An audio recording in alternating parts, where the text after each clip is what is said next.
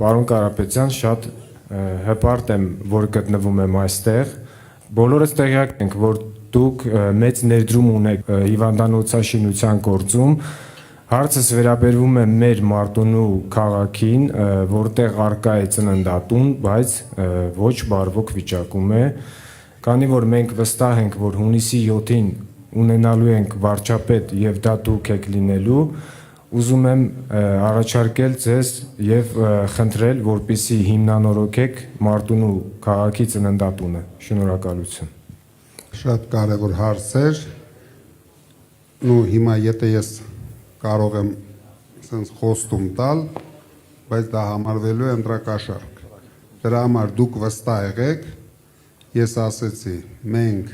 համակարգային ենք մոտենալու, ոչ միայն ծննդատանը, մենք ամեն ինչ անելու ենք, որ նոր սերունդը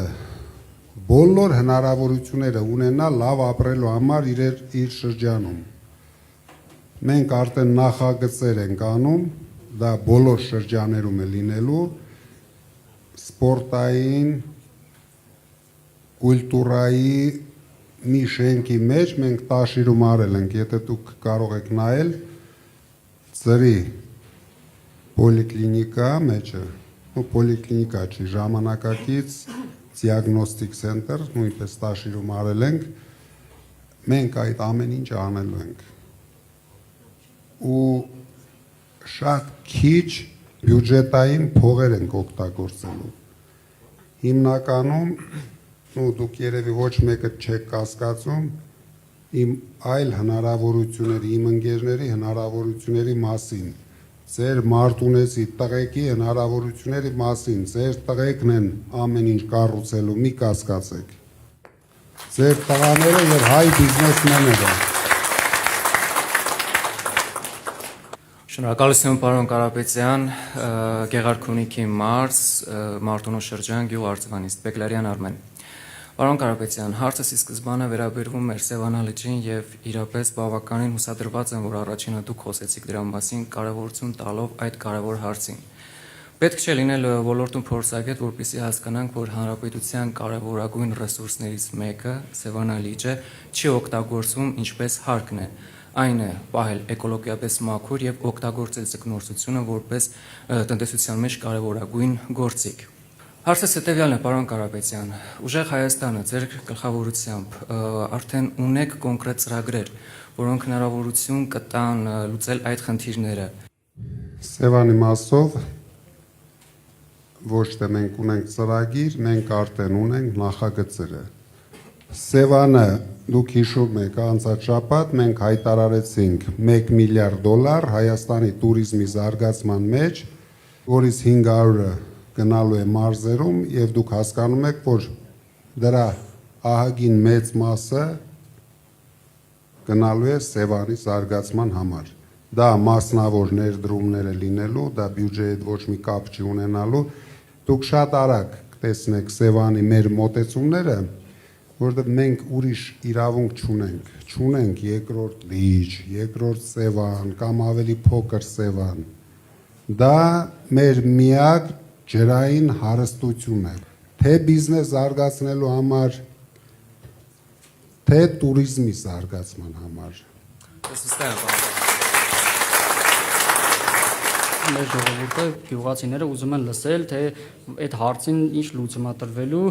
իրենց հաջորդ վարչապետ Սամվել Կարապետյանը։ Գյուղացի երեխան դպրոցից որ գալիս է տուն, ինքը չի կարող ինքնակրթվել, զարգանալ։ Գյուղում ապրող երիտասարդը օրերն է հաշվում, որ ինքը գիտեմ դառնա չափահաս, գնա բանակ հետ գա ու փախնի գյուղից։ Դուք հավատացեք, Մարտունու շրջանը ամենա ոչ զարգացածը չի։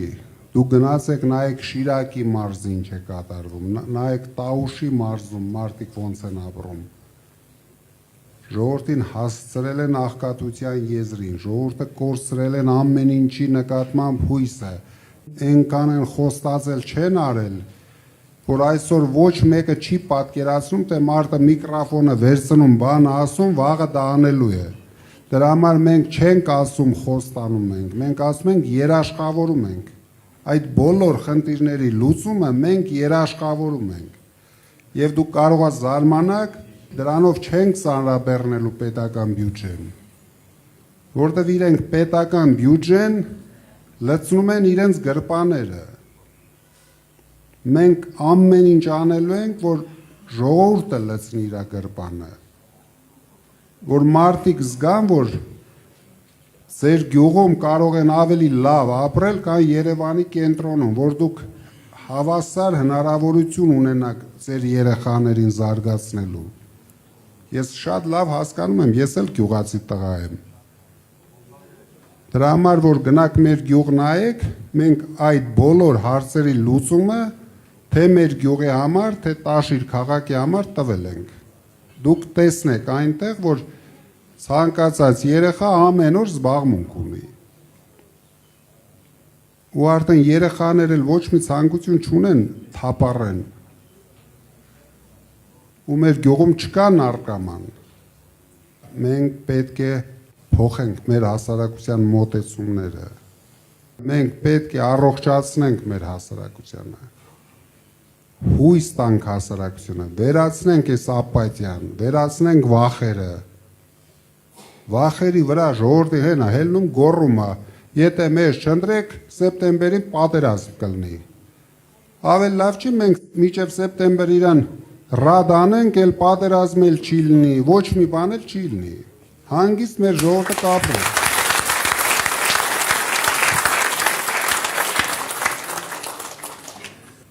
Մեծարգո Կարապետյան, հարգելի ներկաներ։ Ես Գեղարքունիքի մարզից եմ, Գավառից։ Կարևորը հավատի վերականգնումը հայի մեջ իր սեփական ուժերի նկատմամբ։ Մնացած խնդիրները կլուծվեն։ Զորավիք եմ։ Շնորհակալություն Հայրիկ ջան։ Ես շատ ուրախ եմ, որ ձեր նման փորձառու ակտիվ մարդիկ այսօր մեր կողքին են։ Մենք պարտավոր ենք հայրենիքը բերենք մարդկանց սրտերի մեջ, բայց նույնիսկ հիմա լեզվի վրա չկա, դա դարել է արդեն վտանգավոր, եթե մենք մի քիչ մեր կողմնակիցներով շատ խոսանք հայրենիք բառեր արտասանենք, մի հատ էլ կսկսեն կալանավորել հայրենիքի համար։ Հայրենիք բառը, հայկական արժեքներ բառը, դա հիմա ներկայացում է որպես հանցագործություն։ Ես ընդամենը բոլորդ հիշում եք, ասի մենք մեր ձևով մասնակցենք մեր եկեղեցու պաշտպանությանը։ Դրա համար արդեն 1 տարի է կալանքի տակ եմ, որից 7 ամիսը ամենածանր պայմաններում։ Սրանք իրոք անհայրենիք են։ Պատկերացրեք, մեր երկրի գլխավոր հերոսը Փաշինյանն է։ Դուք պատկերացնում եք մի պետություն, ազգ, ում հերոսը Փաշինյանն է։ Տվեք երկրորդ հերոսի անունը։ Սրբապղծեցին ամեն ինչ, թե հերոսներին, թե մեր սրբավայրերը։ Ոնց կարելի է, դուք բոլորը տեսաք, այդքան ոստիկաներով, այդքան հատուկ ծառայություններով հարձակվեն Էջմիածնի վրա։ Ու դա տեսնում էր ամբողջ աշխարհը։ Ես հիմա շատ հանդիպումներ եմ ունենում, այսօր ժամը 1:30 նորից եկել էին հանդիպելու Շվեյցարիայի գլխավոր կուսակցության ղեկավարը, նրանք ապշած են։